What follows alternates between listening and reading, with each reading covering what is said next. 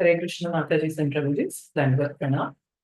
So మనం prayer start చేసే ముందు ఈరోజు ఏకాదశి. సో ఈరోజు మీకు ఐడియా ఉన్నదో లేదో తెలీదు, but today is Ekadashi.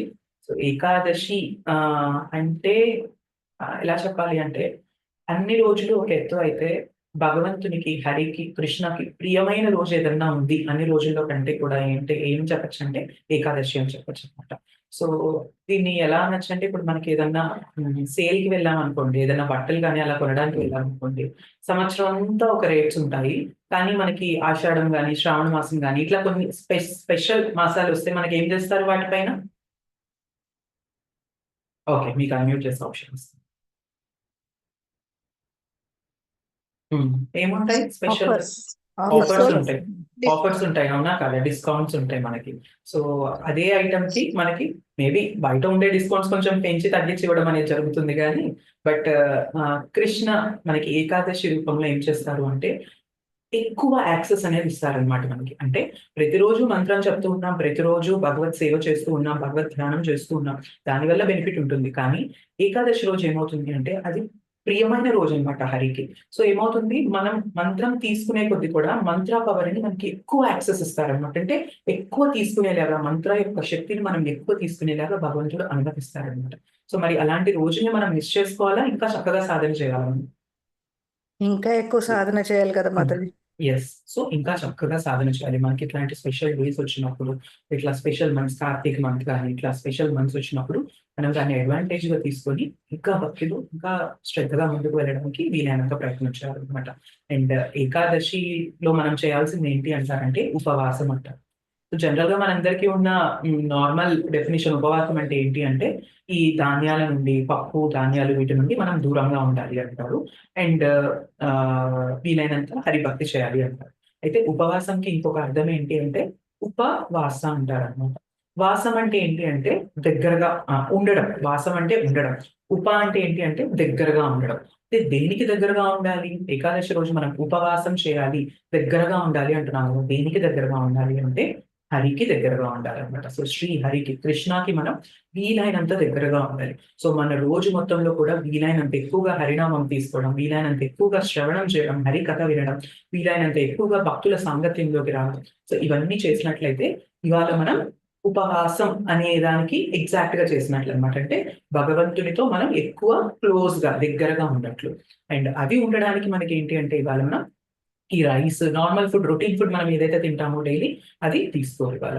And చాలా మంది నిర్జల ఏకాదశి చేస్తారు. అంటే వాటర్ గూడా తీసుకోకుండా, కనీసం నీరు గూడా తాగకుండా కూడా వాళ్ళు ఈ ఏకాదశి అనేది చేస్తారు. బట్ అందరికీ అంత లెవెల్‌లో చేయగలిగిన శక్తి ఉండొచ్చు, ఉండకపోవచ్చు కాబట్టి కొందరు ఏకాదశి ఫుడ్ అనేది తీసుకొని, ఏకాదశి ఫుడ్ అంటే మనకి ఫ్రూట్స్ కానీ, డ్రై ఫ్రూట్స్ కానీ, మిల్క్, పాలు తీసుకోవచ్చు. లేదు అంటే అవి కూడా తీసుకొని ఉండలేము అంటే మనకి సాబుదానా అని, సామ రైస్ అని ఇవన్నీ ఉంటాయి. సో, ఇవైనా తీసుకొని మనము ఏకాదశి అనేది చేయొచ్చు. బట్ మెయిన్ ఇంటెన్షన్ ఏంటి అంటే ఫుడ్, స్లీప్ కొంచెం తగ్గించుకొని భగవంతునికి దగ్గర కావడం అనేది ఇవాళ మనం చేయాల్సిన పని. ఓకే. ఫైన్. నేను మంగళాచరణ షేర్ చేస్తాను.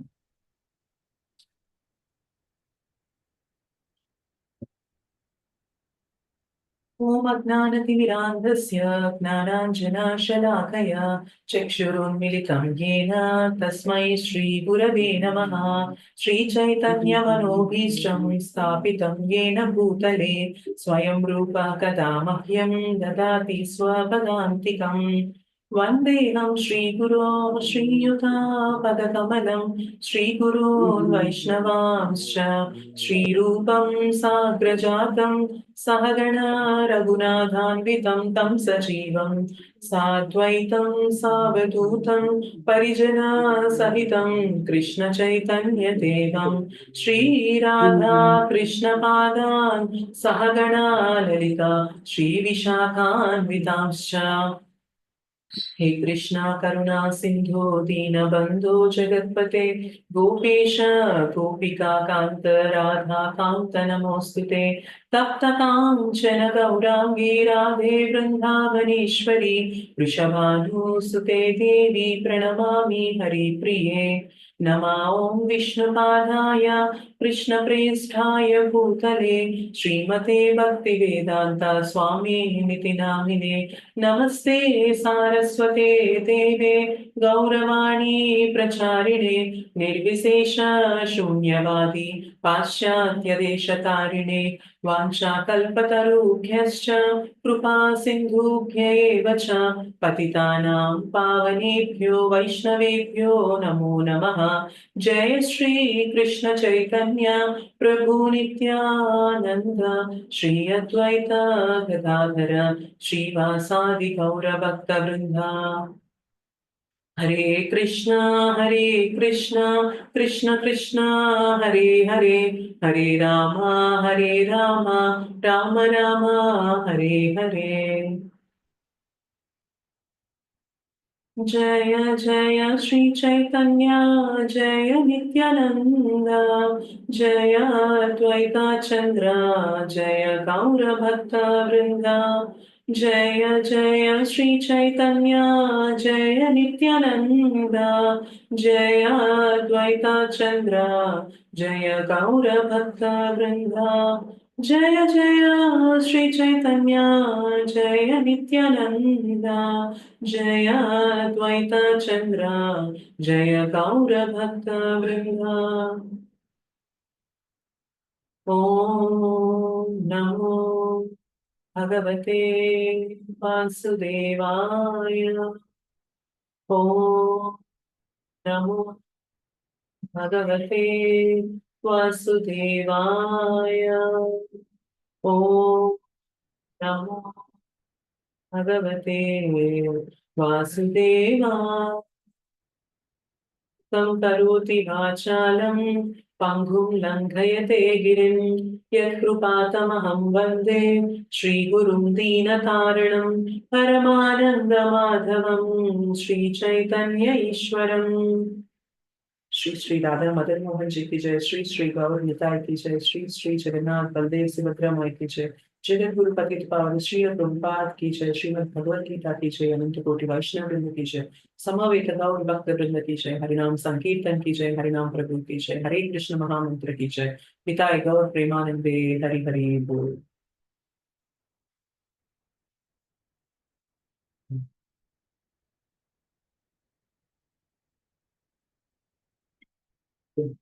సో ఈరోజు టాపిక్ ఏంటి చూసారా ఎవరైనా? ఏబిసిడి ఆఫ్ భక్తి. సో భక్తిలో ఏబిసిడి ఏంటి అనే దాని గురించి మనం డిస్కస్ చేయాలి. అయితే ఇది డిస్కస్ చేసే ముందు మనకి జనరల్ గా ఒక క్వశ్చన్ వస్తుంది. అంటే మనకైనా రావచ్చు, మన మైండ్ అయినా మనల్ని క్వశ్చన్ అడగచ్చు, లేదు అంటే ఎవరైనా వేరే వాళ్ళైనా మనల్ని క్వశ్చన్ అడగచ్చు. ఏంటి అంటే అసలు భక్తి అంటే ఏంటి అడుగుతారా లేదు? మీరు భక్తి చేయండి భక్తి చేయండి భక్తి చేయండి అని చెప్పి క్లాసులు తీసుకొని చెప్తున్నారు. భగవద్గీతలో కృష్ణ భక్తి చేయమని చెప్పారు అంటున్నారు. సో ఇస్కాన్ వాళ్ళు ప్రతి ఒక్కళ్ళు కూడా భక్తి చేయండి అని అంటూ ఉంటారు. అసలు భక్తి అంటే ఏంటి అని క్వశ్చన్ వస్తుందా రాదా? జనరల్ గా ఎవరైనా కొత్త వాళ్ళు విన్నా కానీ, మనం ఎవరికైనా కొత్త వాళ్ళకి చెప్తున్నా కానీ ఇది అడుగుతారా? అవునండి. సో మరి భక్తి అంటే ఏంటి అని ఎక్స్ప్రెస్ చేయడానికి మనకి శ్రీల ప్రభుపాద్ మనకి గొప్ప వైష్ణవాస్ మనకి సింప్లిఫై చేసి ఇచ్చేసారనమాట. So when we want to explain భక్తి టు అదర్స్, అసలు భక్తి అంటే ఏంటి అని చెప్పడానికి మనకి సింపుల్ గా ఈ ఏబిసిడి అనే 4 పదాల్లో చెప్పేశారనమాట. ఎవరికైనా ఐడియా ఉన్నాయా ఈ ఏబిసిడి ఏంటో? ఉంది మాతాజీ. తెలుసు మాతాజీ. A for association with the devotees, B for books, book reading, C for chanting, D for diet. Okay, so ఎవరైతే కొంతకాలంగా ఉన్నారో వాళ్ళకి ఐడియా ఉంటుంది ఏబిసిడి అంటే ఏంటి అనేది. బట్ ఎవరైతే కొత్తగా జాయిన్ అవుతున్నారో క్లాసెస్ కి అంత ఐడియా లేదు దీని గురించి అన్న వాళ్ళకి మాత్రం ఈ క్లాస్ బెనిఫిషియల్ అవుతుంది. సో ఏంటి అంటే ఏబిసిడి, భక్తిలో ఏబిసిడి ఏంటి అంటే ఏ అంటే ఏంటి అంటే అసోసియేషన్. సో అసోసియేషన్ అంటే ఏంటి అంటే సాంగత్యం. ఓకే, ఏ అంటే అసోసియేషన్, సాంగత్యం. బి అంటే బుక్స్, బుక్స్ అంటే శాస్త్రాలు చదవడం. ఓకే, అండ్ సి అంటే చాంటింగ్, చాంటింగ్ అంటే జపం గురించి. అండ్ డి అంటే డైట్ ఆర్ డిటి వర్షిప్ అంటారు. డైట్ అంటే మనం తీసుకునే ఆహారం గురించి. అండ్ డి అంటే ఇంకొక పదం కూడా వస్తుంది, ఏంటి అంటే డిటి వర్షిప్ అంటారు. అంటే శ్రీమూర్తి సేవ, అర్చ విగ్రహాల సేవ చేయడం. ఓకే. సో ఇవాళ మనం క్లాస్‌లో ఏం చేద్దామంటే ఈ 4 టాపిక్స్ గురించి డిస్కస్ చేస్తూ, మరి ఇవి చేస్తే భక్తి చేసినట్లు ఎందుకు అవుతుందంటారు అనే దాని గురించి మనం డిస్కస్ చేయడానికి ట్రై చేద్దాం. సో ఏ అంటే ఏమనుకున్నాం? అసోసియేషన్. అసోసియేషన్. అసోసియేషన్ అంటే ఏంటంటే సాంగత్యంలోకి రావడం. సో జనరల్‌గా ఇప్పుడు మన పిల్లలు ఏదన్నా కరెక్ట్ దారిలో లేరు, అన్నీ అంటే బ్యాడ్ బిహేవియర్ వాళ్ళలో కనిపిస్తుంది, మంచి పద్ధతుల్లో లేరు వాళ్ళు అన్నప్పుడు మనం ఏమడుగుతాం వాళ్ళని? నువ్వు స్కూల్‌కెళ్ళి ఏం చేస్తున్నావు అంటాం మనము వాళ్ళని జనరల్‌గా? వాళ్ళ మంచి ఫ్రెండ్స్ ఉన్నారా లేదా చూస్తాం మాతాజీ. ఎగ్జాక్ట్‌లీ. సో ఏమంటాము అంటే, సో నువ్వు ఎవరితో తిరుగుతున్నావురా ఇట్లాంటివన్నీ నేర్చుకుంటున్నావు అని చెప్పి అంటామా? అనము మన పిల్లల్ని. యెస్. సో ఏమవుతుంది అక్కడ? పిల్లలు వాళ్ళు తిరిగే సర్కిల్‌ని బట్టి వాళ్ళు కొన్ని లక్షణాలనేవి నేర్చుకుంటారనమాట. సో మనం ఎప్పుడైతే చెడు లక్షణాలు ఎవరిలో అయినా చూస్తామో ఫస్ట్ క్వెషన్ చేసేది ఏంటి అంటే, ఎవరి సాంగత్యంలో ఉన్నావు నువ్వు? ఎవరు నీ ఫ్రెండ్స్ ఎవరు? నీకెవరు ఏం నేర్పిస్తున్నారు ఇలాగా అని చెప్పి మనం క్వెషన్ చేస్తాం. అలానే ఎలా అయితే చెడు మన చుట్టూ పక్కన ఉన్న వాళ్ళతో మనం నేర్చుకుంటామో, మంచి కూడా అలానే నేర్చుకుంటాం అనమాట. సో దీనికి ఎగ్జాంపుల్ ఎలా చెప్పొచ్చు అంటే, ఇప్పుడు నేను ఐఐటీకి ప్రిపేర్ అవ్వాలనుకుంటున్నాను. సో ఐఐటీకి ప్రిపేర్ అవ్వాలి అంటే నేను ఆహ్, ఒక ఒక సెట్ ఆఫ్ ఫ్రెండ్స్ ఉన్నారు. వాళ్ళేంటి అంటే ఎప్పుడు ఎంజాయ్ చేస్తూ, సినిమాలకు తిరుగుతూ, సో రెస్టారెంట్స్‌కి, షాపింగ్ మాల్స్‌కి అలా తిరుగుతూ ఎంజాయ్ చేసేవాళ్ళు ఒక బ్యాచ్ అయితే, ఇంకొక బ్యాచ్ ఏంటి అంటే ఐఐటీ పైననే ఫోకస్ చేస్తూ, దాంట్లో ర్యాంక్ కొట్టి, దాంట్లో మంచి పొజిషన్‌లో ఉండాలి అని యాస్పైర్ చేసేవాళ్ళు ఒక బ్యాచ్. సో నేనిప్పుడు ఏ గ్రూప్‌తో నేను వెళ్తే నాకు ఐఐటీలో ర్యాంక్ కొట్టడం అనేది ఈజీ అవుతుంది? ఆబ్వియస్లీ ఇటుపక్క గ్రూపే కదా మాతాజీ. ఎవరైతే ఆస్పైరింగ్ చదువు మీద ధ్యాస ఉందో వాళ్ళతోటి. వాళ్ళతోటి ఉంటాయి. సో మనం మంచిగా ఎదగాలన్నా కానీ మనకి మన చుట్టూ ఉన్న సాంగత్యం ఇంపార్టెంట్. అండ్ చెడు దారిలో పోవాలన్నా కూడా చుట్టూ ఉన్న సాంగత్యం అనేది అక్కడ మ్యాటర్ అవుతుందనమాట. అయితే మరి ఈ టాపిక్ ఇక్కడ ఎందుకు మాట్లాడుతున్నాము అంటే, మనం ఇప్పుడు ఏం చేయాలనుకుంటున్నాం? మనం ఈ క్లాసెస్ ద్వారా గానీ, ఇప్పుడు ఇస్కాన్‌లో మనం భగవద్గీత వింటూ గానీ, మనం ఏం చేయాలనుకుంటున్నాం? భక్తిలో ముందుకు వెళ్ళాలనుకుంటున్నాం. అవునా కాదా? Yes or no? మరి భక్తిలో ముందుకు వెళ్ళాలి అంటే మనం ఎవరితో అసోసియేట్ అవ్వాలి? ఎవరి సాంగత్యంలోకి రావాలి? ఐఐటీలో ర్యాంక్ కొట్టాలి అంటే నేను ఐఐటీ కోసం ప్రయత్నం చేసే వారి సాంగత్యంలో రావాలి. అంతేకాని నేను ఏదో పర్లేదులే, ఏదో ఒకటి వస్తే వస్తుంది, చదివితే చదివాను, ఏదో మార్క్స్ కోసం చదివాను, పర్సెంటేజ్ పాస్ అయ్యానా అన్నట్లుగా చదివే వాళ్ళతో వెళ్తే అవుతుందా? అవ్వదు కదా! సో అలానే మరి నేను భక్తిలో ముందుకెళ్ళాలి అంటే ఎవరి సాంగత్యంలోకి రావాలి? భక్తుల సాంగత్యంలోకి. ఎవరైతే వాళ్ళ జీవితంలో కూడా భక్తిలో ముందుకు వెళ్ళాలి అనేదే ధ్యేయంగా పెట్టుకొని ఉంటారో, వాళ్ళ సాంగత్యంలోకి వస్తేనే నేను కూడా వాళ్ళ సాంగత్యంలో వాళ్ళ లక్షణాలు, వాళ్ళు చేసే పనులన్నీ కూడా నేను వాటిని గ్రహించి, నా దారి కూడా అట్లానే ముందుకు తీసుకెళ్లడం అనేది జరుగుతుంది. లేదు, నేను భక్తిలో ముందుకెళ్ళాలి అన్న కోరిక ఉంది. కానీ నేను భౌతికంగా ఎవరైతే బాగా ఆనందిస్తూ, అనుభవిస్తూ, ఎంజాయ్ చేస్తూ ఉంటారో, వారి సాంగత్యంలో నేనొచ్చాననుకోండి, భక్తిలో ముందుకెళ్ళాలనే కోరిక నాకు పోషణ జరుగుతుందా? శోషణ జరుగుతుందా? పోషణే జరుగుతుంది మాతాజీ. పోషణ. శోషణ జరుగుతుంది. పోషణ అంటే ఏంటంటే అది వృద్ధి చెందుతుంది. శోషణ అంటే ఏంటి అంటే అది ఇంకా క్షీణించిపోతుందనమాట. సో నేనిప్పుడు భక్తిలో ముందుకెళ్ళాలి అంటే నేను భౌతికంగా ఆనందిస్తూ, భౌతికంగా సుఖపడుతూ ఉండే వాళ్ళ సాంగత్యంలోకొచ్చాననుకోండి, ఒకటి భక్తిలో ముందుకెళ్ళాలనే దానికి కోరిక అనేది చచ్చిపోతుంది. అండ్ నేను కూడా ఏమవుతాను? ఆ భౌతికంగా ఆనందాన్ని పొందడం కోసం చేసే ప్రయత్నాలనేవి మొదలుపెట్టడం జరుగుతుందనమాట. సో ఎక్కడ ఏ రంగంలో అయినా కానీ మనం ముందుకు వెళ్ళాలి అంటే మన సాంగత్యం అనేది చాలా చాలా చాలా ఇంపార్టెంట్ అన్నమాట. మరి మనందరం కూడా ఈ క్లాసెస్ ద్వారా ఏం చేస్తున్నాం అనుకుంటున్నారు మీరు? పొద్దున్నే 6:00కి జాయిన్ అయ్యి జపాలు చేసి హరికథ వింటున్నామంటే ఈ సాంగత్యాన్ని ఏమనాలి మనం? భక్తుల సాంగత్యం కదా మాతాజీ. భక్తుల సాంగత్యం. సో మీరు చూడండి, ఒక 1 వీక్ ఈ జపా సెషన్ ఆపేసేయండి. ఒక 1 వీక్ చాంటింగ్ ఆపేసేయండి. నెక్స్ట్ డే మీకు మళ్ళీ జపా సెషన్ జాయిన్ అయ్యి ఇంతే ఇంట్రెస్ట్‌గా వినాలి, ఇంతే ఇంట్రెస్ట్‌గా జపం చేయాలి అనే కోరిక కలిగిద్దా? ఉండదు. ఆలోచించండి. ఉండదు. కలగదు. చాలా కష్టంగా ఉంటుంది. ఒక్కసారి భక్తిలో ఏం చెప్తారంటే భక్తిని సముద్రం అంటే నీరు ఇలా ప్రవహిస్తూ ఉంటే భక్తిలో మనం ఏం చేస్తున్నాం తెలుసా? ఇలా ఎదురీదుతున్నామనమాట. సో ఎదురీదుతున్నప్పుడు నేను ఎదురు ఈదుతూనే ఉండాలి. నా ఎఫర్ట్ అనేది ఇలా ఈదడం చేస్తూనే ఉండాలి. నేను ఎప్పుడైనా ఆగాననుకోండి ఏమవుతుంది? ప్రవాహం ఇట్లా ఉంది. నేను ఎప్పుడైనా భక్తిలో ఎదురు ఈదడం ఆగాననుకోండి ఏమవుతుంది? ప్రవాహంతో కొట్టుకోబోతాం. కొట్టుకుపోతాం. సో నేను ఎక్కడైతే మొదలుపెట్టానో అక్కడ మాత్రమే కాదు, ఇంకా వెనక్కి కూడా వెళ్ళిపోతాం అనమాట. సో భక్తి అనేది ఎప్పుడు కూడా మాయా ప్రపంచం, మాయా అనే సముద్రానికి ఎదురీదడం అనమాట. సో ఈ ఎదురీదడం అనే పని ఎప్పుడూ ఆపకూడదు. మేబీ ఒక్కొక్కసారి కొంచెం మనం ఫాస్ట్‌గా ఎదురీదగలుగుతాం. ఇంకొకసారి కొంచెం స్లోగా ఎదురీదగలుగుతామేమో కానీ, దాన్ని బట్టి మనం ముందుకు వెళ్ళడం జరిగిద్దేమో కానీ, బట్ ఎప్పుడైతే మనం ఈ భక్తిలో మన ఎఫర్ట్ సాంగత్యంలోకొచ్చి మనం భక్తి గురించి తెలుసుకొని, భక్తుల సాంగత్యంలోకి రావడం ఇదంతా ఆపేసామనుకోండి ఏమవుతుందంటే, మన భౌతిక జీవితంలోకి వెళ్ళిపోతాం మనము. ఇంకా అధమ స్థితిలోకి కూడా వెళ్ళిపోతామంటారనమాట. సో సాంగత్యం అనేది చాలా చాలా ఇంపార్టెంట్ అండ్ చాలా చాలా అవసరమని మనం తెలుసుకోవచ్చు భక్తిలో. ఓకే. ఒక నిమిషం. నెక్స్ట్ ఏంటి? బి ఏంటి?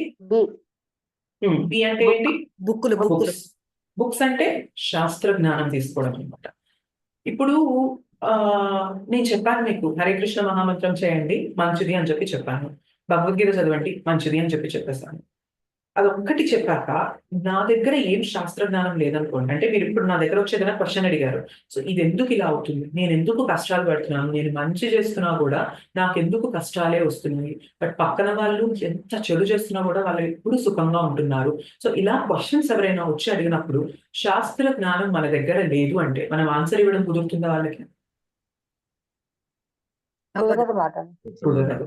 సో వేరే వాళ్ళకి మనం ఆన్సర్ ఇవ్వలేము. అది పక్కన పెట్టండి. మన మైండ్ అడుగుతూ ఉంటుంది. ఏం చేస్తున్నావు నువ్వు? పొద్దున్నే లేచి రోజు జపం చేస్తున్నావు, భగవత్ కథ వింటున్నావు, ఇన్ని చేస్తున్నావు, కానీ నీకు కూడా లైఫ్ లో రివర్సల్స్ వస్తున్నాయి. నువ్వు కూడా లైఫ్ లో కష్టాలే పడుతున్నావు. సో నీకు కూడా ఎప్పుడు అందరూ ఏదో ఒకటి నిన్ను అనేవాళ్ళే. సో కృష్ణ ఏం చేస్తున్నాడు అసలు? నువ్వు కృష్ణ నిన్ను పట్టించుకుంటున్నాడా లేదా అని మన మనస్సు అడిగే క్వశ్చన్ కి మన దగ్గర ఆన్సర్ రావాలి అంటే ఎక్కడి నుండి వస్తుంది ఆన్సర్? జ్ఞానం ఉంటే, జ్ఞాన పుస్తకాల నుంచి. ఎగ్జాక్ట్లీ. సో మనం శాస్త్రాలు చదవకపోతే మన మనస్సు అడిగే క్వశ్చన్స్ కి, మన చుట్టుపక్కల అడిగే వాళ్ళ క్వశ్చన్స్ కి మన దగ్గర ఆన్సర్ అనేది అస్సలు ఉండదన్నమాట. సో మనం ఆన్సర్ ఇవ్వాలి. శాస్త్రాలు చదివితే ఏం స్ట్రాంగ్ అవుతుందో తెలుసా? మన బుద్ధి స్ట్రాంగ్ అవుతుంది అనమాట. సో బుద్ధి స్ట్రాంగ్ అయ్యే కొద్దీ ఏం చేస్తాం తెలుసా? మన మనస్సు చెప్పే క్వశ్చన్స్ కి మన మనస్సు చాలా చెప్తా ఉంటది అనమాట. నువ్వు భక్తి సరిగ్గా చేయడం లేదనుకో, నువ్వు దేనికి పనికిరావు, నువ్వు ఎన్ని పాపాలు చేస్తావు, అసలు నువ్వు దేనికంటే దేనికి పనికిరావు, భక్తికి కూడా పనికిరావు అని చెప్తూ ఉంటుంది. శాస్త్రాలు చదివినప్పుడు తెలుస్తుంది అనమాట. మన బుద్ధి అప్పుడు చెప్తుంది అనమాట ఎందుకు పనికిరావాలంటున్నావు. సో కృష్ణ నిజంగా పనికి రాకపోతే ఈ భగవద్గీత నీ జీవితంలోకి తీసుకొస్తారా? ఈ భగవద్గీత జ్ఞానం నీకు తెలిసేలాగా చేస్తారా? సో ఎందుకు ఇలా మాట్లాడుతున్నావు అనే క్వశ్చన్, క్రాస్ క్వశ్చన్ వెయ్యాలి అంటే మనకి ఏం ఉండాలి? అక్కడ జ్ఞానం ఉండాలా లేదా? సో భగవద్గీత కానీ ఈ శాస్త్రాల జ్ఞానం కానీ లేకపోతే భక్తిలో మనము ముందుకు వెళ్ళలేము, ఆగిపోతాం అక్కడ. సో ఎందుకంటే మనకి ప్రతి క్షణం ప్రతి రోజు ఏదో ఒక క్వశ్చన్, ఏదో ఒక రూపంలో మనకి డౌట్స్, క్వశ్చన్స్ అనేవి వస్తూనే ఉంటాయి. మరి ఆ క్వశ్చన్స్ కి మనం ఆన్సర్ ఇచ్చి దాన్ని మనం సాటిస్ఫై చేస్తేనే మనం ముందుకెళ్ళగలుగుతాం తప్ప, లేదు అంటే అక్కడ క్వశ్చన్ మార్క్ ఉంది అంటే ముందుకెళ్ళడం పాసిబుల్ అవుతుందా? అవ్వదు కదండి. అవ్వదు. సో క్వశ్చన్ మార్క్స్ తో, డౌట్స్ తో ఉన్నాము అంటే భక్తిలో మనం ముందుకు వెళ్ళలేము. మరి అలాంటి క్వశ్చన్ మార్క్స్ అన్నిటికీ కూడా ఆన్సర్స్ ఎక్కడ దొరుకుతాయి అంటే మనకి శాస్త్రాల్లో దొరుకుతాయి. అయితే మొత్తం మనకి జ్ఞానం అంతా కూడా ఎందులో ఉందంటారు? మొత్తం జ్ఞాన భాండాగారం ఎందులో ఉంది అంటారు? వేదాల్లో. మనకి ఎన్ని వేదాలు ఉన్నాయి? 4 వేదాలు. నేమ్స్ చెప్పగలరా ఎవరైనా? ఋగ్వేదం, యజుర్వేదం, సామవేదం, అథర్వణ వేదం. ఎస్. సో ఋగ్వేద, యజుర్వేద, సామవేద, అథర్వణ వేద. అయితే ఈ వేదాలు మనకి చదవగలిగినంత శక్తి ఉందా ఇప్పుడు? లేదు కదండి. చదవగలిగినంత ఆయుష్ ఉందా మనకి ఇప్పుడు? ఆయుష్ కూడా లేదు. ఏది లేదు మన దగ్గర. వేదాలు చదివి అర్థం చేసుకునే శక్తి లేదు. వేదాలు చదవడానికి కావాల్సినంత సమయం లేదు. పోనీ ఏదో ఒక వేదం కనీసం 4 పేజీలు చదువుదామంటే ఆ సంస్కృతం తెలియదు మనకి, ఏమీ తెలియదు అన్నమాట. మరి ఇప్పుడు మొత్తం జ్ఞానం అంతా వేదాల్లో ఉంది. వేదాలేమో చదవడానికి మనకి అంత యాక్సెసిబుల్ గా లేవు. మనం ఉన్న పరిస్థితుల్లో యాక్సెసిబుల్ గా లేవు. మరి ఇప్పుడు మనం జ్ఞానం ఎలా తీసుకోవాలి అన్న క్వశ్చన్ వస్తుందా రాదా మనకి? ఎస్. అవునండి. జ్ఞానం ఉంటేనే కదా మన క్వశ్చన్స్ అన్నిటికీ ఆన్సర్స్ అంటున్నాము. మరి జ్ఞానం ఏమో వేదాల్లో ఉంది, వేదాలేమో నేను చదివే స్టేజ్ లో లేదు. మరి జ్ఞానం నాకు ఎలా రావాలి అంటే మనకి కృష్ణ భగవద్గీతలో చెప్తారనమాట. ఏంటి అంటే వేదైశ్చ సర్వై అహం ఏవ వేద్యః.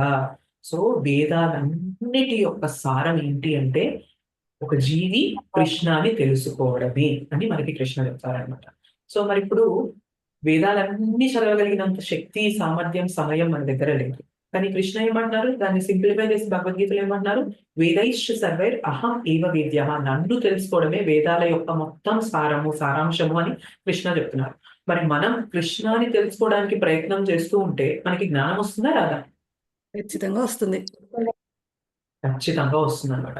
చాలా మంది మీరు చూడండి, భక్తిలో అంటే ఎవరైతే కొంచెం భక్తిలో మంచి స్టేటస్ లో ఉంటారో కొందరికి వాళ్ళకి అంటే చదువుకోవడానికి జ్ఞానం కూడా ఉండదు అనమాట. అంటే ఏదో డిగ్రీలు చేసి, పిహెచ్డీలు చేసి, డాక్టరేట్లు చేసి వాళ్ళు అంత స్థితిలో ఉన్నారా అంటే అలా చెప్పడానికి లేదు. చాలా మందికి స్కూల్ లైఫ్ లోనే స్కూలింగ్ ఆగిపోతుంది. కానీ భక్తిలో ఎంతో చక్కగా ముందుకెళ్తారు. ఆ తత్వజ్ఞానం మంచిగా తెలుస్తూ ఉంటుంది వాళ్ళకి. ఇది ఎలా పాసిబుల్ అవుతుంది? మరి మనకి అంత అకాడమిక్ గా స్కిల్స్ లేదు, మనకి చదువుకున్న ఇది లేదు. అయినా కూడా మరి వాళ్ళు మాట్లాడింది శాస్త్రాలకు అనుగుణంగా ఎలా వస్తుంది అనుకుంటున్నారు మీరు? ఎందుకంటే వాళ్ళు చేసే ప్రయత్నం ఏంటి అంటే భగవంతుడిని తెలుసుకునే ప్రయత్నం చేస్తున్నారు కాబట్టి, భగవంతుడు ఎక్కడో ఎక్కడో లేరు కృష్ణ, ఇక్కడే మన హృదయంలో పరమాత్మలాగా ఉంటారనమాట. సో ఏమంటారు అంటే చైత్య గురువులాగా ఇక్కడే కూర్చొని ఆయన మనకి ఆ జ్ఞానాన్ని వికసిస్తూ ఉంటారనమాట. అంటే మనం ఎప్పుడైతే భగవంతుని గురించి తెలుసుకోవడానికి ప్రయత్నం చేస్తూ ఉంటామో ఎంతో గొప్ప జ్ఞానం అనేది కూడా మనకి సింపుల్ గా ఈజీగా అర్థమయ్యే శక్తిని మనకి కృష్ణ ఇచ్చేస్తారనమాట. సో ఈ భగవద్గీత జ్ఞానం మీరు ఆలోచించండి.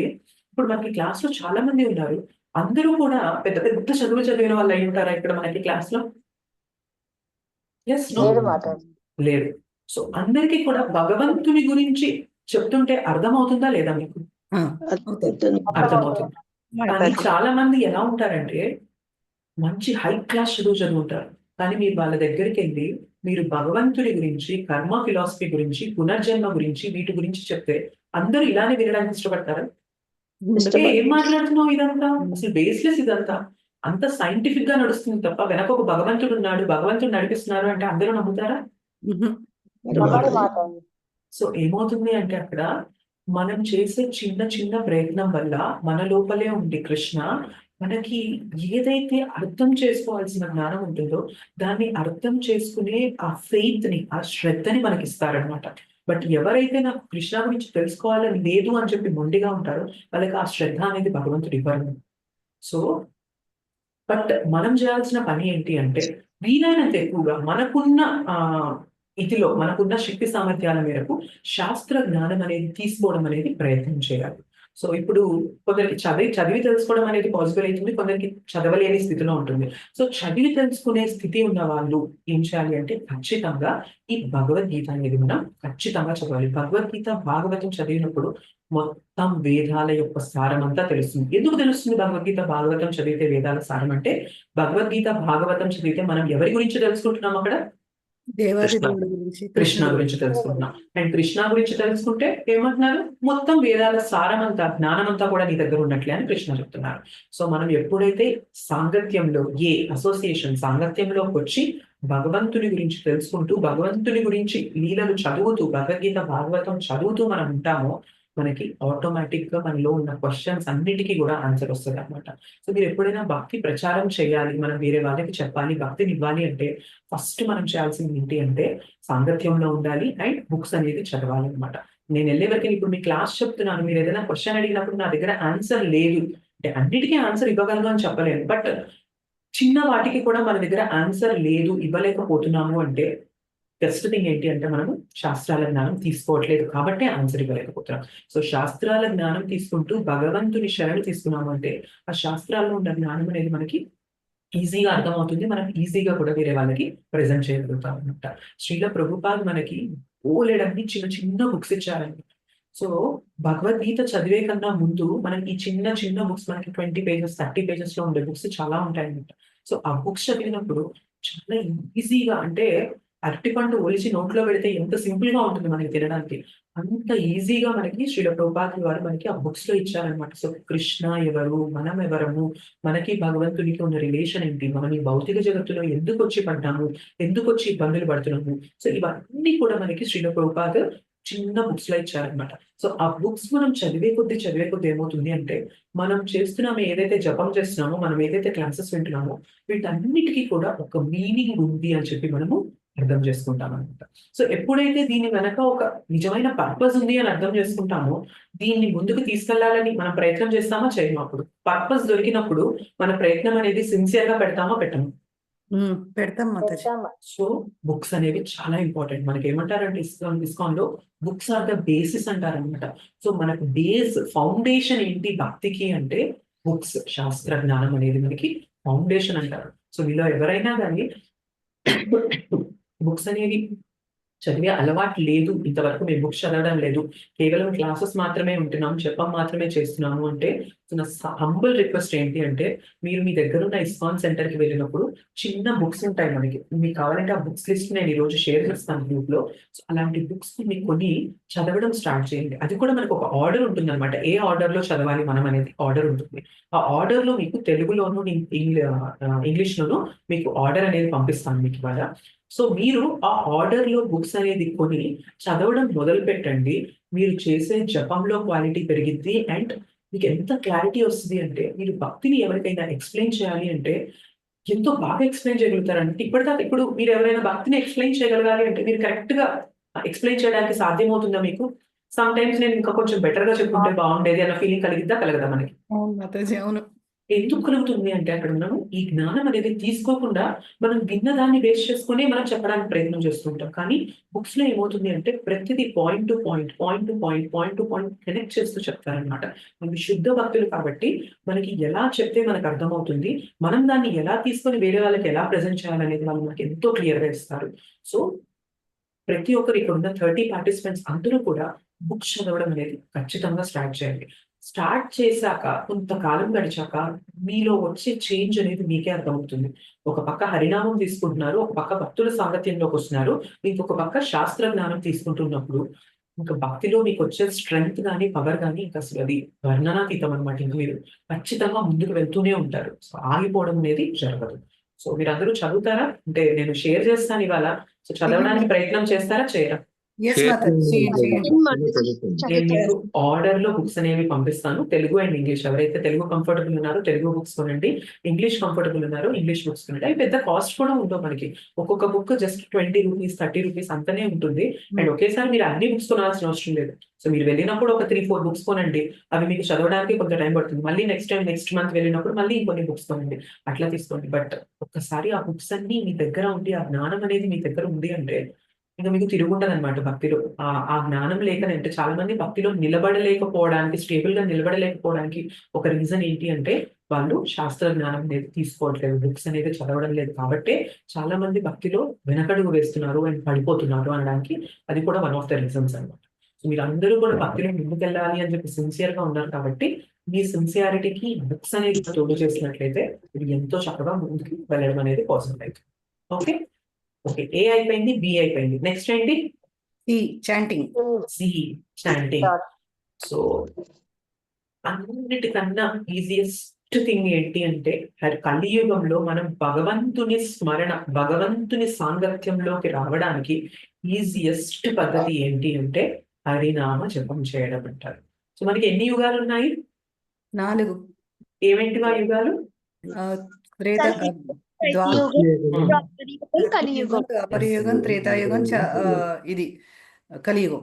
సత్యయుగం, త్రేతాయుగం, ద్వాపరయుగం, కలియుగం. సత్యయుగంలో ఏంటి అంటే సత్యయుగంలో మనకి లక్షల్లో మన ఆయుష్ ఉంటుంది అనమాట.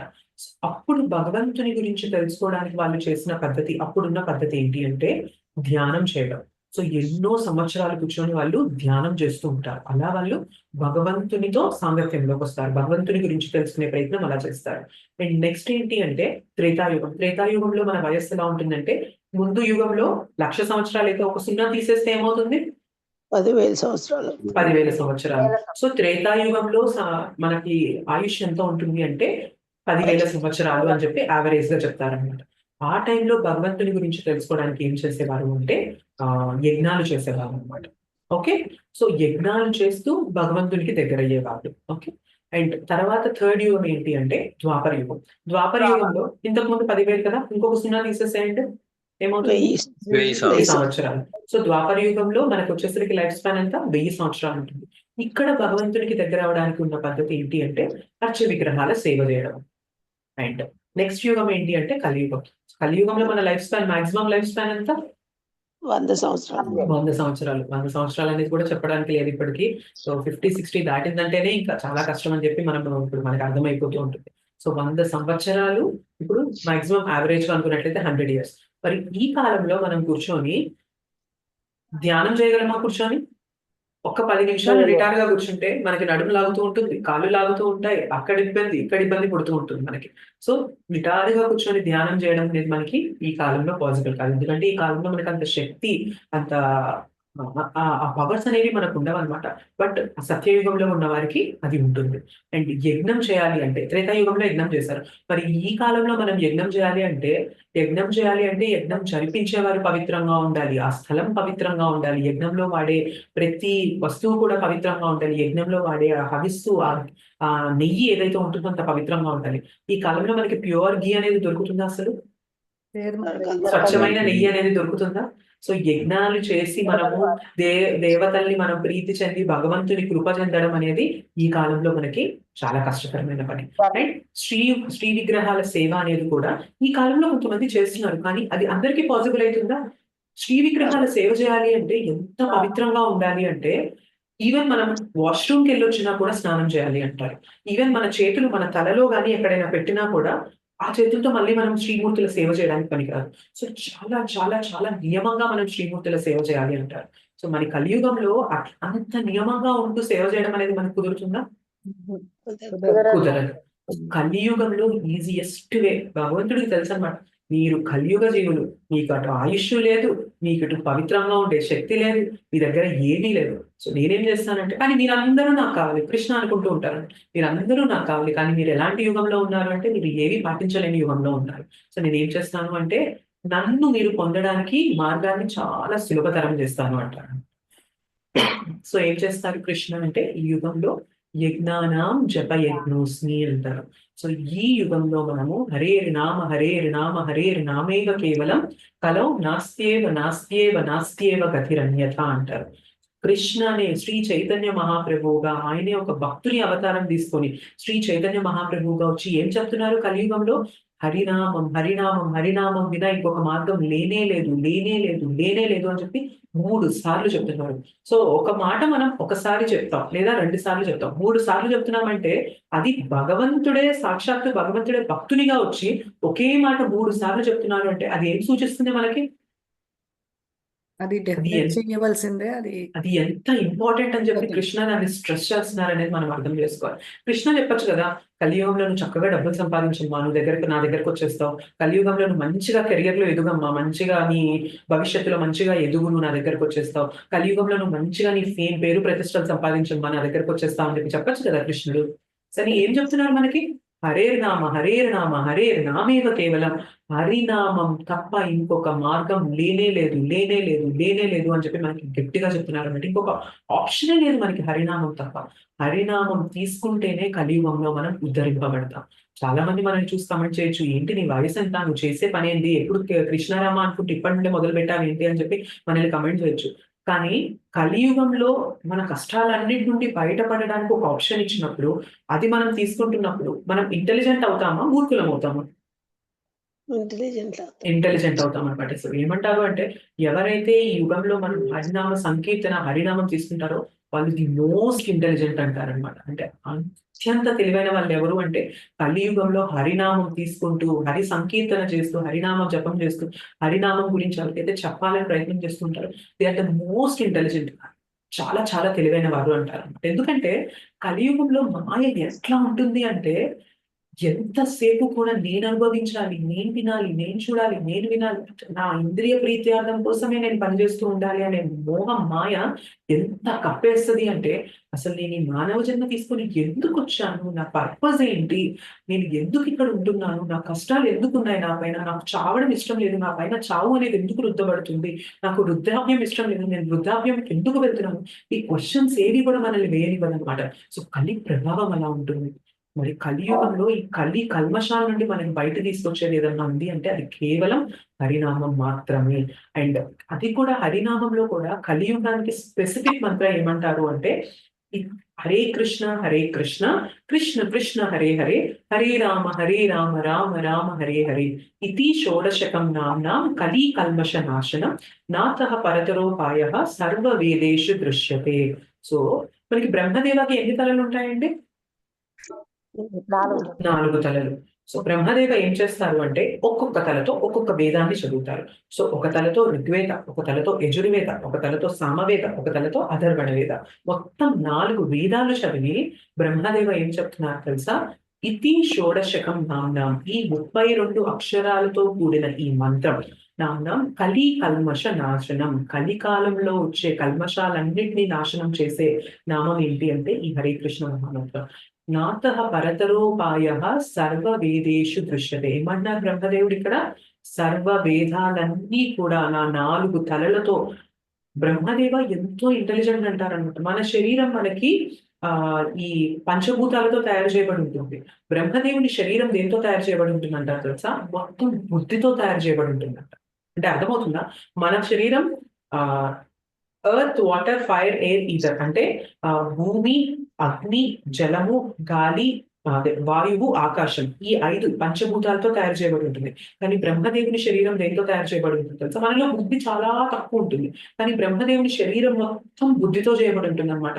సో అంత తెలివి ఉన్న ఆయన వేదాలన్నీ చదివి మనకేం చెప్తున్నారు తెలుసా? ఈ హరే కృష్ణ మహామంత్రమే కలికాలంలో కల్మషాలని తీయగలదు. సో నాతః పరతరోపాయ సర్వ వేదేషు దృశ్యతే. సర్వ వేదాలన్నీ కూడా నేను చదివి చెప్తున్నాను. నాతః పరతరోపాయ, ఇంకొక ఉపాయం, ఇంకొక మార్గం లేదు అని బ్రహ్మదేవుడు చెప్తున్నాడు. ఇందాక అనుకున్నామా లేదా? వేదాలు చదవడం మనకి పాసిబుల్ అవుతుందా? అవ్వదు. వేదాలు చదివి వేదాల యొక్క సారం, వేదాల యొక్క మొత్తం ఎసెన్స్ అనేది తీసి బ్రహ్మదేవ మనకి చెప్తున్నారు. ఏం చెప్తున్నారు? హరే కృష్ణ కృష్ణ కృష్ణ హరే హరే హరే రామ రామ రామ హరే హరే. సో ఈ హరినామం, హరే కృష్ణ మహామంత్రం జపిస్తేనే మనము కలి కల్మషాల నుండి బయటపడగలము. లేదు అంటే ఈ కలి యొక్క ప్రభావంలో మనం కొట్టుకుపోవాల్సిందే, ఇంకొక మార్గం లేదు అని చెప్పి బ్రహ్మదేవ చెప్తున్నారు అనమాట. సో మరి మనం భక్తిలోకి వచ్చాక అంటే ఇస్కాన్ లోకి మీరు ఎప్పుడెప్పుడైనా గ్రూప్ తో అసోసియేట్ అయితే ఫస్ట్ మనకు వాళ్ళు దేని గురించి చెప్తారు? దేని గురించి మనం వింటాము? జపం గురించా కదా? సో ప్రతి ఒక్కరికి కూడా ఒక్క రౌండ్ జపం చేయండి. మీరు 16 మాలలు ఇప్పుడే చేయొచ్చు, జస్ట్ ఒక్క రౌండ్ జపం చేస్తూ మొదలు పెట్టండి అని చెప్పి మనం వాళ్ళకి చెప్తామా? చెప్పము. వాళ్ళకి అర్థం కాదు ఎందుకు ఒక రౌండ్ జపం చేయమంటున్నాము అనేది. వాళ్ళకి అర్థం కాదు. చేయగా చేయగా చేయగా చేయగా అర్థమైంది లోపల ఎన్ని మలినాలు ఉన్నాయి, ఎంత కల్మషాలు ఉన్నాయి మన లోపల. ప్రాబ్లం అనేది అసలు బయట లేదు, ప్రాబ్లం అనేది లోపల ఉంది, మన మనస్సులో ఉంది. ప్రాబ్లం అనేది జపం చేసే కొద్దీ అర్థమవుతుంది అనమాట. జపం చేసే కొద్దీ అసలైన శత్రువు ఎవరు అంటే నా మనస్సే. నా మనస్సుని గెలవడానికి, మనస్సు పైన గెలవడానికి ఇంకొక మార్గం లేనే లేదండి. మంత్రాకి తప్ప ఇంకొక మార్గం మనస్సు పైన మనం గెలవలేము. అందుకని మంత్రాన్ని ఏమంటారు తెలుసా? మనః త్రాయతే ఇది మంత్ర. మనస్సుని కంట్రోల్ చేయగలిగి, మనస్సుని దెబ్బలు పెట్టి కూర్చోబెట్టేది ఏదన్నా ఉంది అంటే అది కేవలం మంత్ర మాత్రమే. మంత్ర తప్ప ఏది కూడా మనస్సుని కంట్రోల్ చేయలేదు. మనం ఎన్నో ప్రయత్నాలు చేయొచ్చు భౌతికంగా, కానీ ప్రతి ప్రయత్నంలోనూ మనం విఫలం అయిపోతాం. కానీ మంత్ర ఎప్పుడైతే తీసుకొని సిన్సియర్ గా మనం జపం చేయడం మొదలు పెడతామో ఈ మనస్సు మన అదుపులోకి రావడం అనేది మొదలు పెడుతుంది అన్నమాట.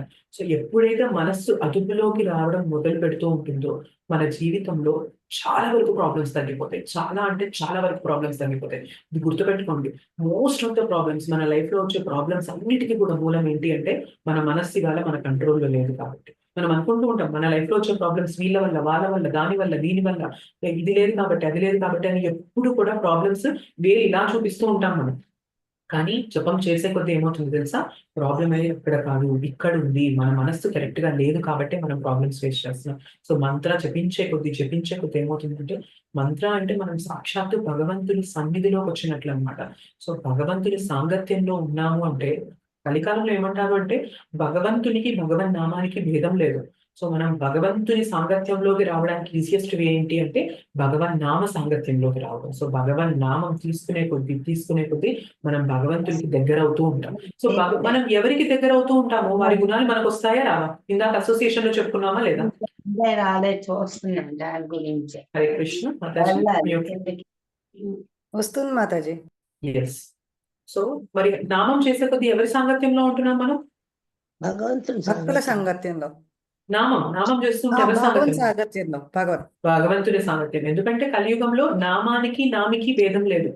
కృష్ణ నామానికి భేదం లేనే లేదు. సో మనం నామం తీసుకునే కొద్దీ కృష్ణ సాంగత్యంలో మనం ఉంటున్నాం. సో మనం కృష్ణ సాంగత్యంలోకి వచ్చాము అంటే మనలో ఎలాంటి లక్షణాలు వస్తూ ఉంటాయి మనకి? కృష్ణుడివి. కృష్ణలో ఎంత స్వచ్ఛమైన లక్షణాలు ఉన్నాయో ఆ లక్షణాలు అనేవి మనలో వస్తూ ఉంటాయి అన్నమాట. అందుకనే మనం జపం చేసే కొద్ది ఎవరైతే ఒక 2 years 3 years గా మనం 16 మాలలు చేస్తూ ఉంటారో మీరు చూడండి వాళ్ళ లైఫ్ ఎంత సింపుల్ అయిపోతుందంటే వాళ్ళకి అనవసరమైన కోరికలు ఉంటాయా? మీరు జపం చేసే కొద్ది సో అక్కర్లేని కోరికలు ఉంటాయా? ఎవరో ఏదో అన్నారని చెప్పి మనం పీకుతూ లాగుతూ ఉంటామా? అవును. వాళ్ళకి టైం ఉండదు. ఎగ్జాక్ట్లీ మనకు టైం అది ఇంత చిన్న విషయానికి నేను ఎందుకు టైం వేస్ట్ చేయాలి? వాళ్ళు ఏదో అన్నారు, మనం దాని గురించి ఎందుకు పట్టించుకోవాలి? వదిలేద్దాం, చక్కగా ఇంకొక రౌండ్ జపం చేసుకుందాం, ఇంకొంతసేపు భగవద్గీత విందాం, ఇంకొంతసేపు హరిస్మరణ చేద్దాం అని చెప్పి మన మనసు వెళ్ళిపోతూ ఉంటుంది అనమాట. సో అక్కర్లేని విషయాలు జోలికి పీకదు. ఒకప్పుడు ఇవన్నీ ప్రాబ్లమ్స్ గా ఉన్నవి, ఇప్పుడు ఇవన్నీ ప్రాబ్లమ్ గా కనిపిస్తున్నాయా ఇవాళ మనకి? అంటే ప్రాబ్లమ్స్ తగ్గిపోతున్నాయా లేదా? ఆ, సో తగ్గిపోతుంది. ఆబ్వియస్ గా మనం భగవంతుని సాంగత్యంలోకి వచ్చే కొద్ది మనలో అనర్థాలు పోతూ ఉంటాయి. చేతో దర్పణ మార్చడం జరుగుతూ ఉంటుంది అనమాట. సో మన చేతన అనేది ఒక అర్థం పైన మొత్తం దుమ్ము పడితే మనం ఎవరు అనేది మనకు కనిపిస్తుందా? కనిపించదు.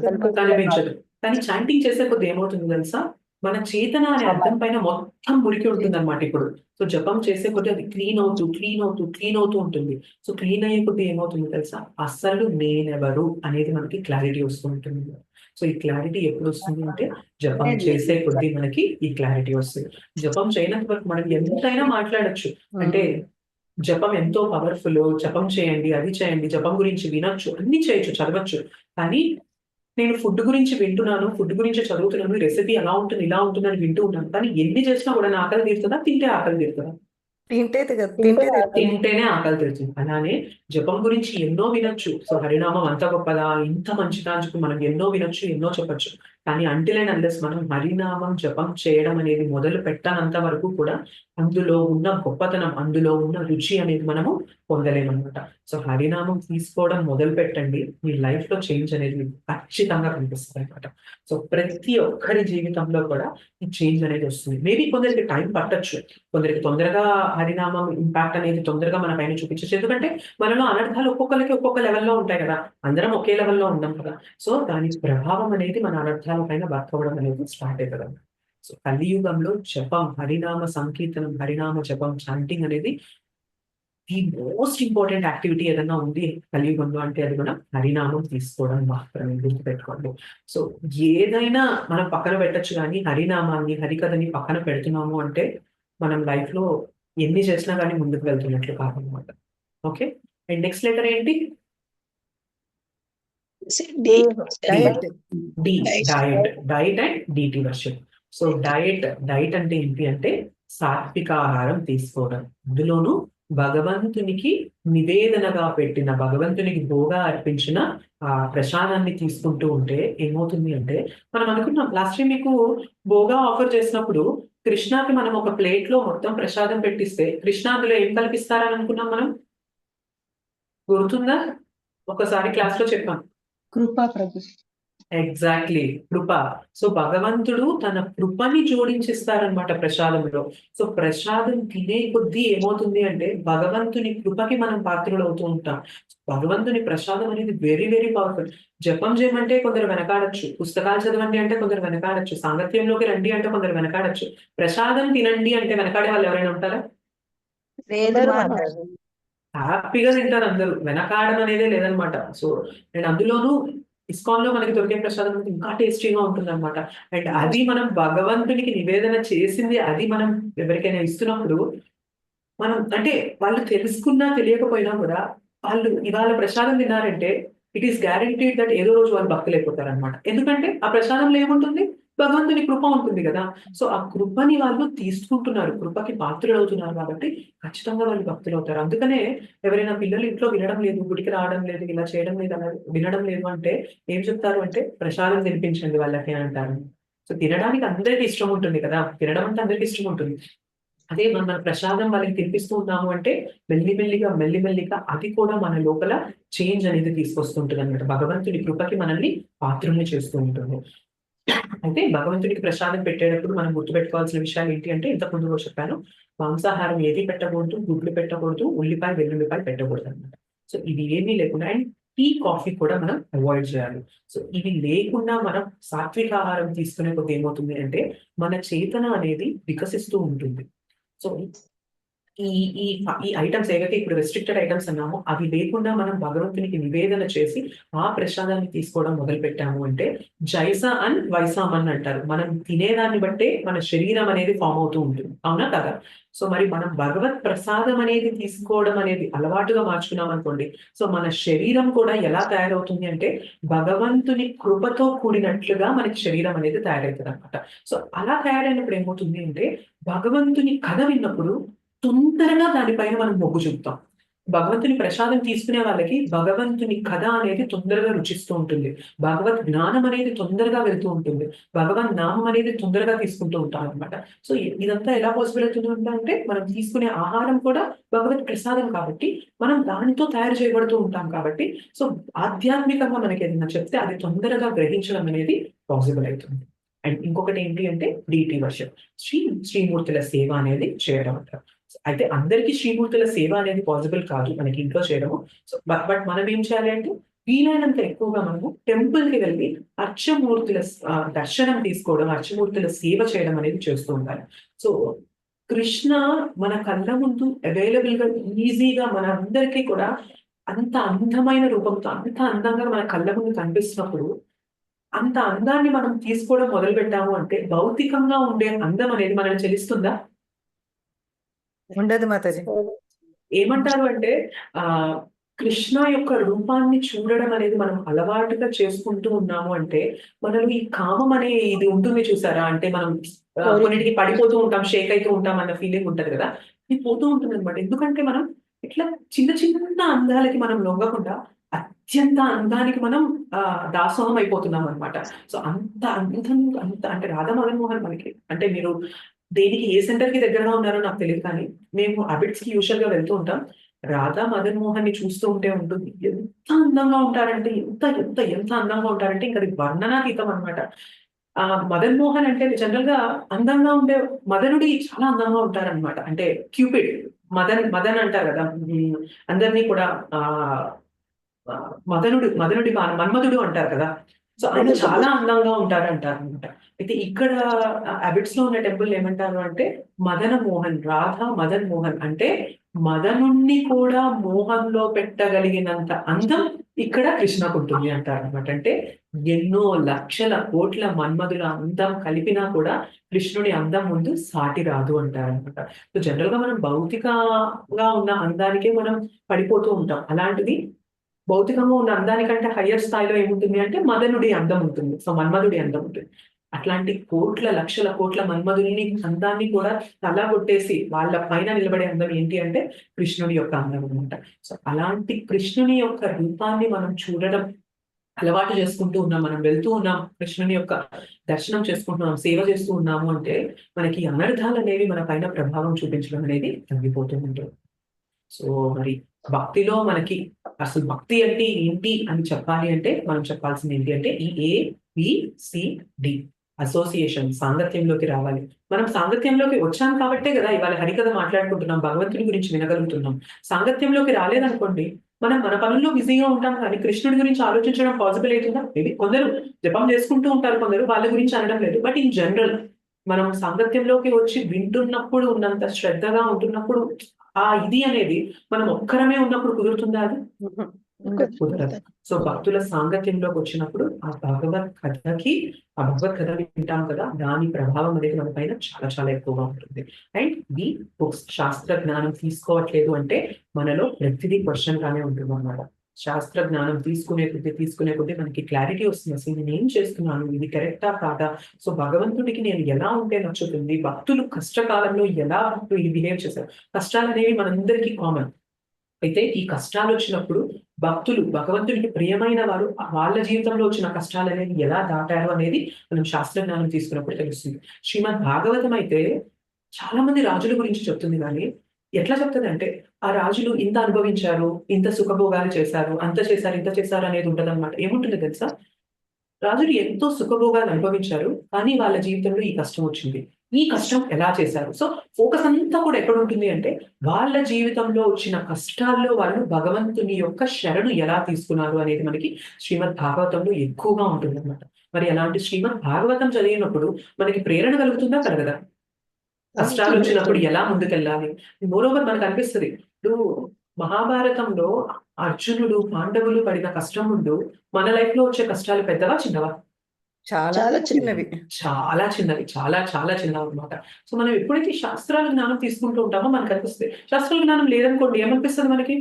ప్రపంచంలో అందరూ బానే ఉన్నారు. నా జీవితమే ఇలా ఉంది. నేను మాత్రమే కష్టాలు పడుతున్నాను.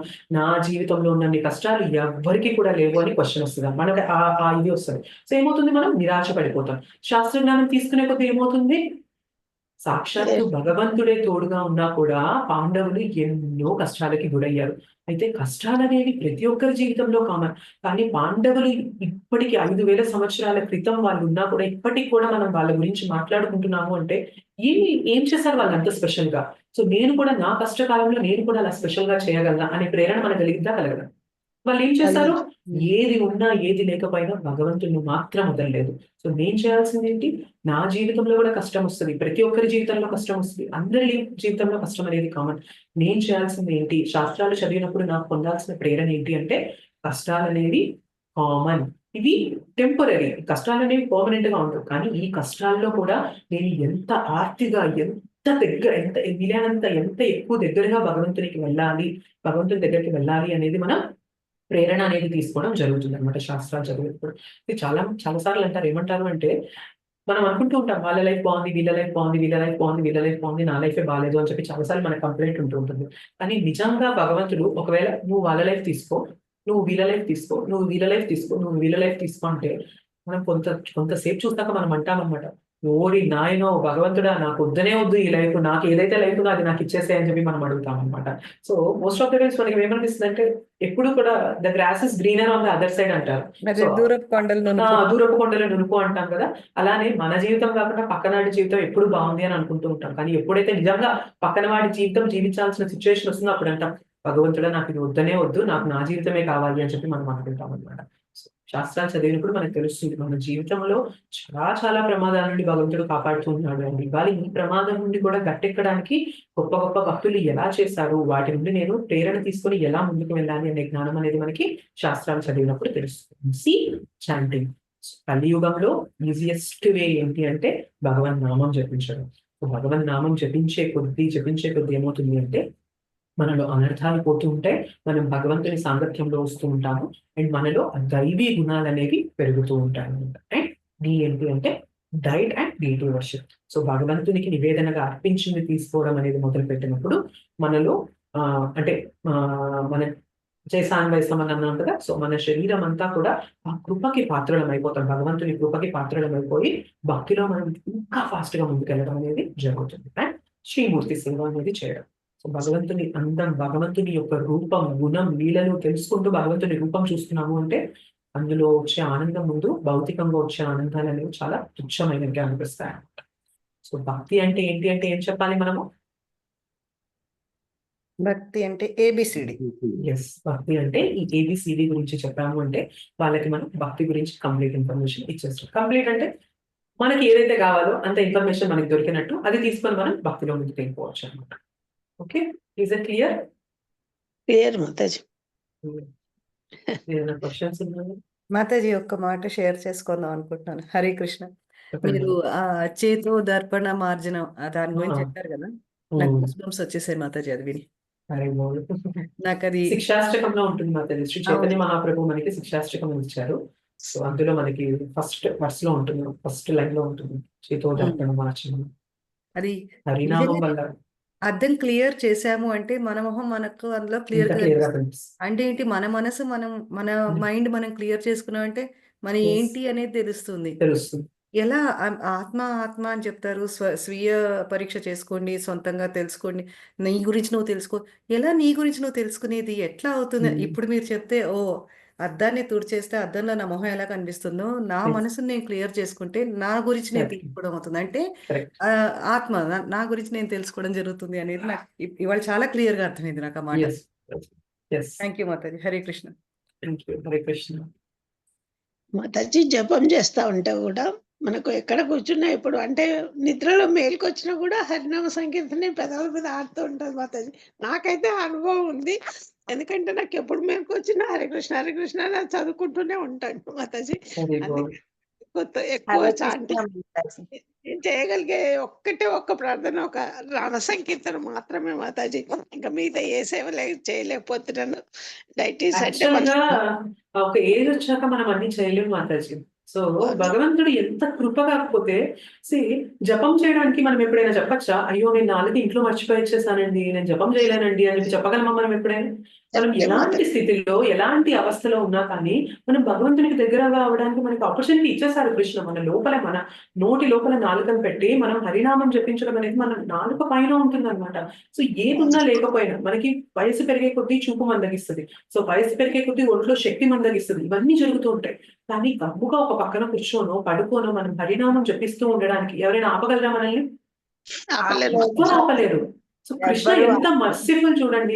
ఎంత మర్సిఫుల్ అంటే మోస్ట్ ఆఫ్ ద టైమ్ ఏమైతదంటే మన జీవితాంతం మనం భక్తి చేయకుండా అక్కర్లేని విషయాలు మనం చేతననిచ్చినప్పుడు లాస్ట్ మూమెంట్స్‌లో అంటే ఇంకా మనం వృద్ధాప్యంలోకి వచ్చినప్పుడు అవే చింతలు, అవే చేతనలు. సో, అవి నేను అనుభవించలేదు, ఇవి నేను చూడలేదు, ఇవి నేను పొందలేదు. ఈ స్మరణే మనకుంటది. కానీ ఒక్కసారి ఆలోచించండి. మనం భక్తి గురించి తెలిసినప్పటి నుంచి మనం భగవన్నామం తీసుకోవడం అనేది ఒక సాధనగా పెట్టుకొని చేస్తున్నాము అంటే, రేపు పొద్దున మనం వృద్ధాప్యంలోకి వచ్చినప్పుడు మన ఒంట్లో శక్తి అనేది తగ్గినప్పుడు కూడా, ఆ హరినామం అనేది మన నోట్లో నుండి ఎవరైనా తీయగలరా? మనకెందుకంటే అది మనకి అలవాటైపోయింది. హాబిట్ అయిపోయింది మనకిప్పుడు. సో, నార్మల్‌గా ఉన్నవాళ్ళు వాళ్ళిలా అన్నారు, వాళ్ళిలా అన్నారు, వీళ్ళిలా అన్నారు అని కంప్లెయింట్ చేస్తే వాళ్ళకి అదెలా అలవాటైందో, మనం ఎలాంటి అలవాటు బిల్డ్ చేసుకోవాలి అంటే, రేపు పొద్దున ఏదున్నా లేకపోయినా, ఎవరున్నా లేకపోయినా, ఎలా ఉన్న సిట్యుయేషన్ నా నోట్లో హరినామం తిరగాలి అనేది మనం ఫోకస్‌గా పెట్టుకొని హరినామాన్ని సాధన చేశామనుకోండి, ఏది మనకి బాధనే కలిగించదనమాట. సరే ఎవరైనా చూస్తున్నా చూసుకోకపోయినా పర్లేదు. ఎవరైనా పలకరించినా పలకరించకపోయినా పర్లేదు. ఇన్‌ఫాక్ట్ పలకరించకపోతేనే మంచిదనుకుంటాం. ఎందుకంటే నాకు ఇంకా జపం చేసుకోవడానికి టైం దొరుకుతుంది గదా! పలకరిస్తే అక్కర్లేని విషయాలు వింటూ ఉంటాను. నా జోలికి ఎవరు రాకుండా నేను పక్క నుండి నేను హరినామం జపిస్తూ ఉంటే ఇంకా బావుంటుంది అని చెప్పి మనం అనుకుంటూ ఉంటామనమాట. హరినామం అనేది వెరీ వెరీ మర్సిఫుల్ మాతాజీ. మనం అది తీసుకోవడం అనేది అలవాటు మీకది చక్కగా భగవంతుడి కృప అనేది మీకుంది మాతాజీ. చక్కగా వీలైనంత జపం చేసే అలవాటు మీకొచ్చేసింది. సో, మేమందరం కూడా అదే ప్రయత్నం చేస్తూ ఉన్నామనమాట. సో, రేపు పొద్దున్న ఫ్యూచర్‌లో ఏదున్నా లేకపోయినా గానీ హరినామం మాత్రం ఖచ్చితంగా నోట్లో ఉండాలి. అది గనక రావాలి అంటే ఇప్పుడు మనం ఎంతో శ్రద్ధగా, ఎంతో సిన్సియర్‌గా హరినామం తీసుకుంటేనే అది అప్పుడు ఆ స్టేజ్‌లో వస్తది. సో, అలా వచ్చింది అంటే లైఫ్ సక్సెస్‌ఫుల్ మాతాజీ. సక్సెస్‌ఫుల్ అయిపోయినట్లే. థ్యాంక్ మీరు యూ చెప్పినట్టు మాతాజీ. 100% నిజం మాతాజీ. అంటే ఎవరైనా ఆలోచన వచ్చినా కూడా వెంటనే వద్దులే ఈ ఆలోచన హరే కృష్ణ హరే కృష్ణ అని మళ్ళీ వెంటనే హరే కృష్ణ మహామంత్రం చదువుకుంటా మాతాజీ. వంట చేసినప్పుడుగా లేకపోతే వాళ్ళు తిట్టారు, వీళ్ళు ఇట్లా అన్నారు అని ఒక్క క్షణం వస్తుంది మనసు పరిపరి యెస్. విధాలు పోతుంది మాతాజీ. పోయినా కూడా వద్దు ఇంకా ఆలోచించొద్దు. హరే కృష్ణ అని వెంటనే మళ్ళీ హరే కృష్ణ మహామంత్రం యెస్. చదువుకొని కృష్ణ అన్న మనసులో చెడు ఆలోచనలు రానీయకు, వాళ్ళకి చెడు కలగనీయకు, నీ ఏదన్నా నన్ను చూసుకో. ఇప్పుడు అదే చెప్తారు కదా మాతాజీ మీరు ఇందాక అన్నట్టు భాగవతంలో కుంతి మాతాజీ ఏమంటారు? కృష్ణుడు వెళ్ళిపోతుంటే మీరు వెళ్ళకండి మాకు ఎప్పుడూ కష్టాలు కావాలి అని. ఆ! అట్లా కష్టాలు కలిగితేనే భగవంతుని జ్ఞాపకం చేస్తామంటారు కదా! అలా యెస్. ఎప్పుడు మనం భగవన్నామ స్మరణ చేసుకుంటే దానికంత మించిన ఇంకో మనకు విద్య అక్కర్లేదు, ధనం అక్కర్లేదు, సంపాదన అక్కర్లేదు, స్నేహం అక్కర్లేదు. కృష్ణుడి సాన్నిధ్యం ఒక్కటే చాలనిపిస్తుంది మాతాజీ. యెస్ హరిబోల్. మాతాజీ. హరి బోల్ మాతాజీ. సో, హరే మనకంటారు కృష్ణ. జీవితాంతం మనం హరినామానికి సమయం ఇచ్చాము అంటే, మన దగ్గర సమయం లేనప్పుడు, మన దగ్గర ఓపిక లేనప్పుడు హరినామం మనకి సమయం ఇవ్వడం మొదలుపెడతదనమాట. అంటే ఇవాళ నాకు ఒంట్లో శక్తి, ఓపిక అన్నీ ఉన్నప్పుడు నేను హరినామం తీసుకుంటే, రేపు పొద్దున నా ఒంట్లో శక్తి, ఓపిక అన్నీ క్షీణించినప్పుడు హరినామం మనల్ని వదలదనమాట. అంటది హరినామం. ఫైన్ నీ దగ్గర నువ్వు ఎన్నో చేయగలవు. నువ్వు ఎన్నో చేయగలిగిన శక్తి సామర్థ్యాలు ఉన్నప్పుడు కూడా నువ్వు నన్ను తీసుకున్నావు గదా! ఇవాళ నీ సిట్యుయేషన్ నువ్వేం చేయలేని స్థితిలో ఉన్నావు. కానీ నేను మాత్రం నిన్ను వదలను.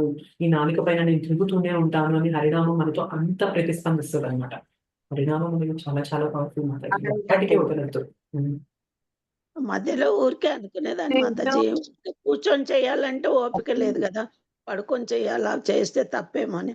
అయితే గౌరంగ దర్శన్ ప్రభు చెప్తారు కదా, ఓపిక లేనప్పుడు పడుకొని చేసినా తప్పేం లేదు, తప్పేం లేదు. పడుకొని చేయండి అని. ఎస్ అంటే మాకు మాతాజీ. ఇప్పుడు ఓపిక లేదు కదా మాతాజీ, Yes, ఏం yes. చేయకపోతే చేతకాదు మాతాజీ, కానీ పడుకొని నేను చేస్తున్నా మాతాజీ. చెప్తున్నా కదా మాతాజీ, మాల పట్టుకుని లేని రోజులు కూడా వేళ్ళలోనే లెక్క పెట్టుకుంటూ 12 టైమ్స్ నేను లెక్క పెట్టుకుంటూ హరే కృష్ణ పరమాత్మని ఎస్ మాతాజీ. చేస్తాను మాతాజీ. Yes. ఈ ఏకాదశి కదా, ఇంకా ట్రై చేయాలి. ఇప్పటికైతే 16 అయిపోయాయి.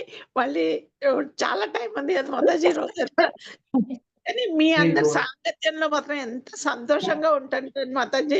ఒక క్లాస్ అయిపోయిన ఇంకొక క్లాస్‌లో జాయిన్ అవ్వడం మూలంగా భక్తుల సాంగత్యం, స్నేహితుల కంటే కూడా ఈ భక్తుల సాంగత్యం చాలా సంతోషాన్ని కలిగించింది మాతాజీ నాకు. ఎస్ మాతాజీ. సో చాలా సార్లు చాలా మంది ప్రభుజీస్ ఇప్పుడు గోవర్ధన్ ప్రభుజీ వాళ్ళ వైఫ్ ఉంటారు కదా, రాధా మాతాజీ అంటారు. సో మేము మొన్న యాత్రకు వెళ్ళినప్పుడు రాధా మాతాజీ కూడా చెప్తారనమాట. ఏంటి అంటే గోవర్ధన్ ప్రభుజీకి ఫంక్షన్స్ అంటే ఫ్యామిలీ ఫంక్షన్స్ కి కానీ ఫ్రెండ్స్ దగ్గరికి కానీ వెళ్ళడం అంటే అస్సలు ఇష్టం ఉండదు మాతాజీ. అంటే వీలైనంత అవాయిడ్ చేద్దామని చూస్తుంటారు. కానీ ఎవరైనా భక్తులు పిలిచారు అంటే ఎంత దూరమైనా కానీ బండి మీద వెళ్దామని చెప్పి చూస్తూ ఉంటారు. సో ఆటోమేటిక్ గా ఇష్టం వచ్చేస్తుంది అనమాట. ఫ్యామిలీ అవును. ఫంక్షన్స్ కి వెళ్ళి ఫ్రెండ్స్ లో వెళ్ళి మనం ఏదో అక్కర్లేని డెకరేషన్స్ చేసుకొని రెడీ అయ్యి బోల్డ్ అంత టైం వేస్ట్ చేసి వాళ్ళని వీళ్ళని ఇంప్రెస్ చేయాలని. సో ఇదంతా ఎందుకు ఈ తలకాయ నొప్పి మనకి? ప్రశాంతంగా భక్తుల మధ్యలోకి వచ్చేస్తామనుకో మనకి ఇంకా ఆ చేతన ఉండదన్నమాట. నేను ఎలా కనిపిస్తున్నాను, నేను బాగున్నానా, నేను అలా ఉన్నానా, ఇలా ఇదంతా ఉండదు. కథ వింటున్నానా, హరినామం వింటున్నానా, భగవంతుని గురించి తెలుసుకుంటున్నానా, భగవంతుని సేవ చేస్తున్నాను. సో మన చేతనంతా కూడా దీనిపైన ఉంటది కాబట్టి అక్కడ చాలా తెలియని ఆనందం వస్తుంది అనమాట. ఎప్పుడైతే వేరే వాళ్ళని ఇంప్రెస్ చేయాలి, వేరే వాళ్ళ దగ్గరికి వెళ్ళాలి, వేరే వాళ్ళతో ఉండాలి అన్నప్పుడు ఏమవుతుంది అంటే చాలా ఎనర్జీ పోతుంది అనమాట అక్కడ మనకి. బట్ భక్తుల సాంగత్యంలోకి వచ్చినప్పుడు బోలెడంత ఎనర్జీ మనకు వస్తూ ఉంటుంది. సో ఎవ్వరు కూడా ఈ సాంగత్యాన్ని వదులుకోవాలనుకోరు. వీలైనంత ఎక్కువగా భక్తుల సాంగత్యంలోకి వెళ్ళిపోవాలి అని చెప్పి చూస్తూ ఉంటారు అనమాట. చాలా మంది డివోటీస్ కూడా వాళ్ళ ఫ్రెండ్స్ ఫ్యామిలీ ఫంక్షన్స్ కి కూడా వెళ్ళడానికి ఇష్టపడేది తప్పక వెళ్తూ ఉంటారు. కానీ వాళ్ళు భక్తుల ఇళ్లలో కానీ భక్తుల పిలిస్తే మాత్రం ఖచ్చితంగా వెళ్ళిపోతారన్నమాట. ఇప్పుడు భక్తుల సాంగత్యంలో ఉంటే కూడా మాతాజీ, మీరు ఈ శ్లోకం చదువుకున్నారా, ఈ శ్లోకం చదువుకోండి, ఈ శ్లోకం అయిపోయిందా, ఇది ఇవాళ తప్పిపోయింది కదా, ఇంకో ఆ శ్లోకంలో ఆ తప్పు సర్దించుకో అంటే మనం ఇదే మాట్లాడుకుంటాం తప్ప ఇంకో ఆలోచన నువ్వు ఇంకో బంగారం ఆలోచన కొనుక్కున్నావా, నువ్వు Yes. అందంగా ఉన్నావా, నువ్వు అలా ఏ ఆలోచన ఉండదు మాతాజీ. దేవుడి Yes. గురించి కుంతి మహారాణి ఇలా చెప్పింది, కృష్ణుడు ఇలా చెప్పాడు, అర్జునుడు ఇలా చేశాడు, ఇలాంటి ఆలోచనలు తప్ప ఇంకో మూడో ఆలోచన రాదు మాతాజీ రాదు. అసలు. Yes, సరిపోదు. మాతాజీ. సో నిజమైన ఆనందం అక్కడ దొరుకుతుంది అంటేనే అర్థం చేసుకోవచ్చు మనకి అసలు రియల్ హ్యాపీనెస్ ఏంటి అనేది భక్తుల సాంగత్యంలోకి వచ్చినప్పుడు మనకు తెలుస్తుంది. అవును మాతాజీ. హరిబోల్. థ్యాంక్ యూ హరి బోల్. మాతాజీ. Thank you. హరే కృష్ణ మాతాజీ. హరే కృష్ణ మాతాజీ. చాలా బాగా చెప్పారు మాతాజీ. ఏబిసిడి గురించి, భక్తి you. గురించి థ్యాంక్ యూ. ఇంతవరకు నేను వినలేదు. ఇదే మీరు చెప్పడం నేను Very ఫస్ట్ good. టైం వినడం. నాకు Very చాలా good. హ్యాపీగా ఉంది Mataji. Thank you so much Mataji. మీరు చెప్పినట్టుగా నేను ఫాలో అవుతాను మాతాజీ. హరి బోల్ మాతాజీ. Thank రోజు you. Daily japa session join అవ్వండి, సాంగత్యంలో ఉండండి. అండ్ నేను ఇవాళ బుక్స్ లిస్ట్ పంపిస్తాను. సో మీకు కుదిరినంత మీరు ఇస్కాన్ దగ్గరలో ఇస్కాన్కి వెళ్ళినప్పుడు ఆ బుక్స్ తీసుకోండి, చదవడానికి ట్రై చేయండి. ఎక్కువ కాకపోయినా కానీ రోజు ఒక పేజ్ 2 పేజీలు ఒక పేజ్ అయినా చదవడం స్టార్ట్ చేయండి. బట్ నియమంగా చదవండి. అంటే రోజు ఎలా అయితే జపం చేస్తున్నారో అలా రోజు ఒక పేజ్ చదువుతాను అని చెప్పి నియమం పెట్టుకొని చదవండి. మీకు చాలా తొందరగా భక్తిలో ముందుకెళ్తారు. తప్పకుండా చేస్తాం మాతాజీ. తప్పకుండా చదువుతాం. హరి బోల్ మాతాజీ. థ్యాంక్ యూ మాతాజీ. థ్యాంక్ యూ సో మచ్ మాతాజీ. హరే కృష్ణ. హరే కృష్ణ. హరే కృష్ణ. ఇంకేమైనా క్వశ్చన్స్ ఆర్ కామెంట్స్ ఉన్నాయండి?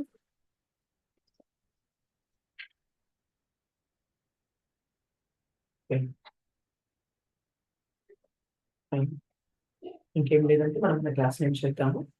వాంఛా కల్పతరుభ్యశ్చ కృపా సింధుభ్యైవ చ పతితానాం పావనేభ్యో వైష్ణవేభ్యో నమో నమః. శ్రీ శ్రీ రాధా మదన్ మోహన్ जी की जय, श्री श्री गौर निताय की जय, श्री श्री जगन्नाथ बलदेव सुभद्रा माई की जय, जगत गुरु पतित पावन श्रील प्रभुपाद की जय, निताय गौर प्रेमानंदे हरि हरि बोल. Thank you so much माताजी सन प्रभु जी. हरे कृष्ण. दंडवत प्रणाम. హరే కృష్ణ. हरे कृष्ण माताजी, धन्यवाद प्रणाम। हरे कृष्ण. మాతాజీ ప్రణాం మాతాజీ. హరే కృష్ణ. हरे कृष्ण. हरे कृष्ण दंडवत प्रणाम। हरे कृष्ण.